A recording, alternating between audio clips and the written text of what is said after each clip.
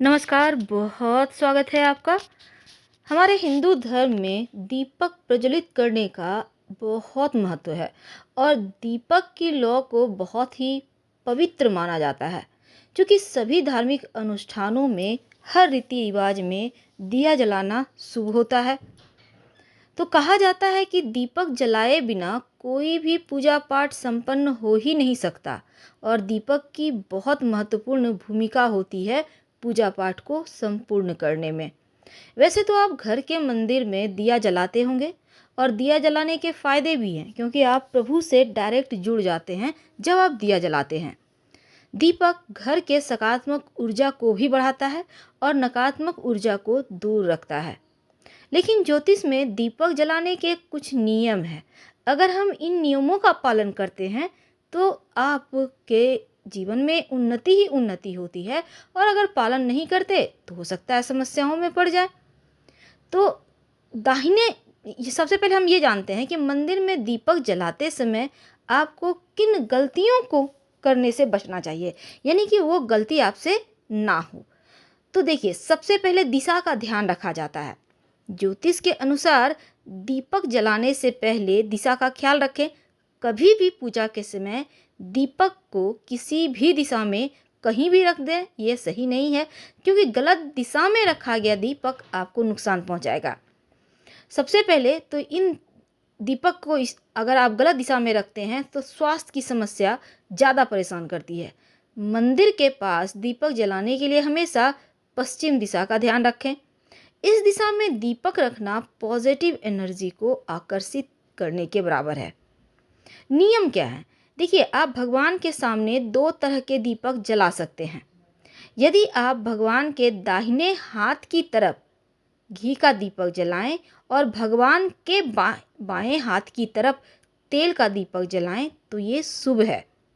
लेकिन अगर हम शास्त्र की माने तो घर के मंदिर में घी के दिए जलाना सबसे ज़्यादा सर्वश्रेष्ठ होता है। कौन सा दीपक नहीं जलाना चाहिए?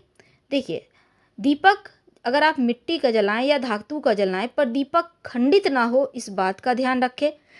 टूटा हुआ दीपक अगर आप जलाते हैं तो घर में नकारात्मकता को बढ़ाते हैं आप।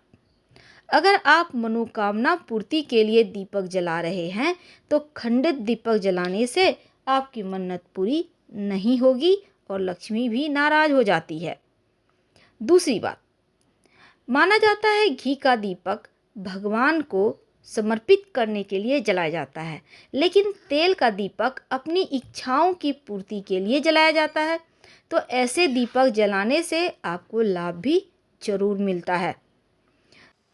रोज सुबह पूजा के समय आप दीपक तो जलाते ही होंगे, और दीपक जलाने के विशेष विधान भी हैं, ये भी आपको पता है।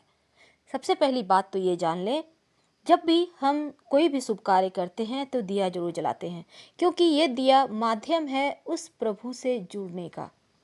प्रकाश के थ्रू हम परमपिता परमेश्वर से जुड़ जाते हैं। हमारे हिंदू धर्म में किसी भी शुभ कार्य को करते समय या पूजा के समय हम दिया जरूर जलाते हैं। देवी देवताओं के सम्मुख जैसी मनोकामना है उसी अनुसार दिया में तेल घी डालकर जलाते हैं, ताकि आपके इष्ट, हमारे इष्ट, आप हमसे प्रसन्न रहें।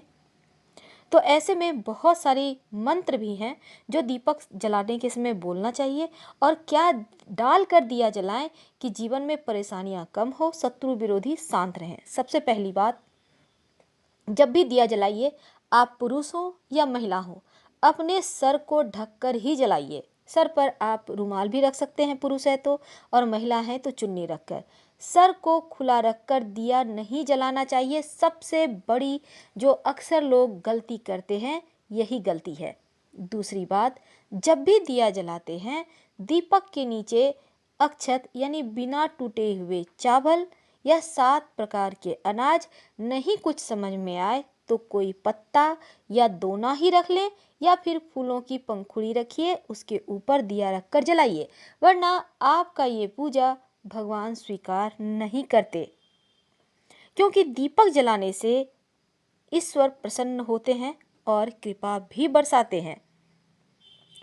तो चलिए, सबसे पहले तो हम आपको बता दें कौन से देवी देवताओं को प्रसन्न करने के लिए कैसी मनोकामना है और कैसा दिया जलाएं। अगर आप चाहते हैं माँ भगवती माँ दुर्गा प्रसन्न हो तो आप तिल के तेल का दिया जलाइए और इसमें बाती रुई की मत बनाइएगा, बल्कि मौली धागा की बाती लगाकर जलाइए। सबसे उत्तम, सबसे ज़्यादा सफल पूजा यही मानी जाती है। अगर आप अपने इष्ट देव देवताओं की पूजा जैसे करते हैं, आम पूजा वैसे करना चाहते हैं, तो घी का दिया जलाइए, गाय के घी का दिया। और किसी शत्रु विरोधी आपको बहुत परेशान कर रहे हैं, आप उनसे मुक्ति चाहते हैं, आप चाहते हैं कि शत्रु विरोधी आपको परेशान ना कर सके, आपकी चारों दिशाओं से रक्षा हो, तब जब आप पूजा करते हैं तो सरसों का तेल या फिर चमेली का तेल का दिया जलाइए। आपके कार्य भी पूरे होंगे, शत्रु विरोधी कभी परेशान नहीं करेंगे।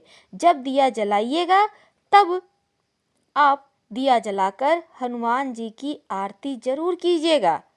और ये दिया जब जलाएंगे इसमें रुई की बाती होगी और 2 लौंग दिए में होंगे। याद रखिए, सरसों का तेल या चमेली तेल का दिया। अब सवाल उठता है कि दिया जलाने के समय कौन सा वो शब्द बोलें कि जीवन की परेशानियां खत्म हो जाए। दिया जलाने के समय मंत्र बोले, आप स्क्रीन पर देख सकते हैं। शुभम करोति कल्याणं आरोग्यं धन संपदाम शत्रु बुद्धि विनाशाय दीपम ज्योति नमोस्तुते। इसका अर्थ होता है कि शुभ और कल्याण करने वाली, आरोग्य और धन संपदा देने वाली, शत्रु बुद्धि का विनाश करने वाली दीपक की ज्योति को नमस्कार है। दीपक जलाने से घर में सुख समृद्धि आती और चाह कर भी शत्रु विरोधी आपका बाल भी बाका नहीं कर सकते। तो करके देखें, कभी भी अखंडित दीपक मत जलाइएगा, और मिट्टी का दिया हो तो सबसे शुभ होता है। वैसे आपके घर में जो भी दिया है आप उसी को जलाइए, और पूजा में जो दीपक जलाइएगा अपने बाएं हाथ की तरफ दीपक रखिएगा।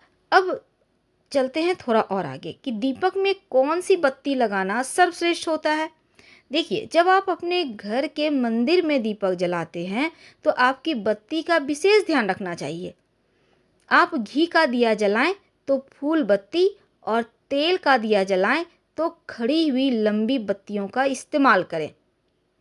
दीपक की बत्ती की दिशा हमेशा भगवान की तस्वीर के ठीक सामने होना चाहिए। इससे आपकी मनोकामना जल्दी पूरी होती है।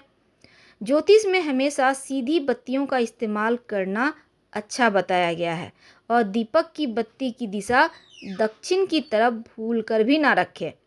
दीपक की बत्ती रुई हो तो अच्छा है, और अगर आप धन की प्राप्ति के लिए दीपक जला रहे हैं तो बत्ती लाल धागे या मौली धागे के जलाएं तो शीघ्र धन की प्राप्ति होती है।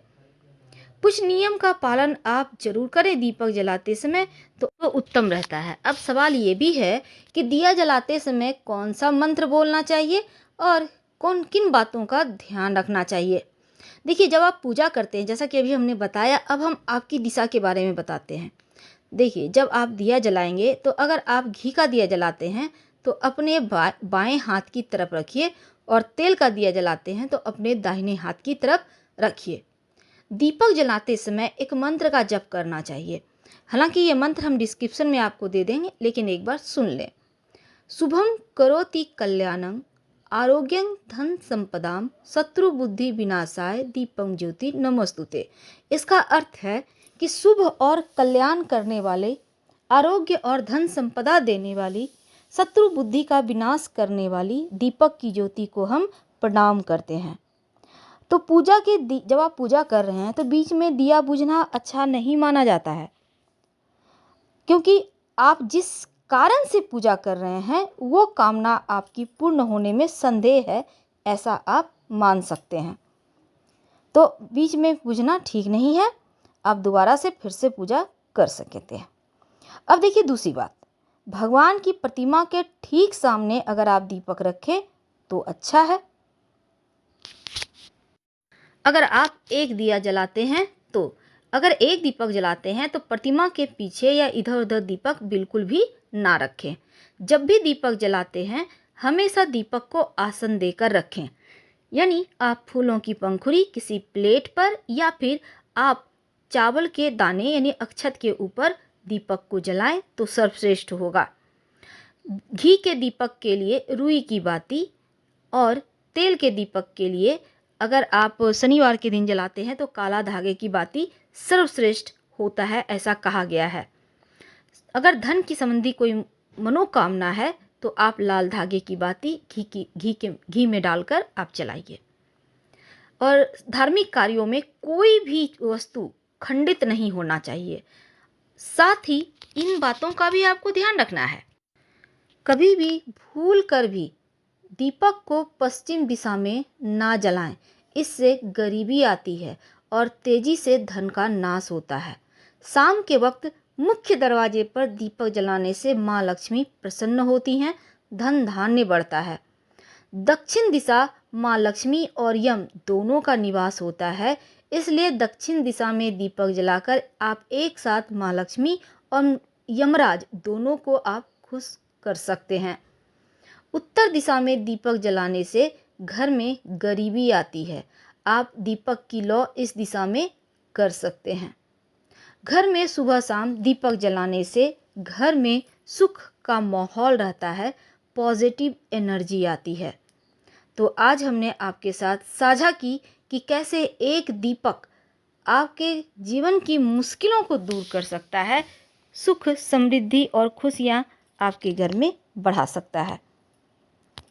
तो दीपक की बत्ती का पूरा जल जाना क्या फल देता है? दीपक में अगर फूल बने तो इसके क्या मतलब है? कब गोल बत्ती और कब लंबी बत्ती जलानी चाहिए, इन तमाम विषयों पर भी हमने वीडियो बनाया है। आप सर्च कर सकते हैं, देख सकते हैं।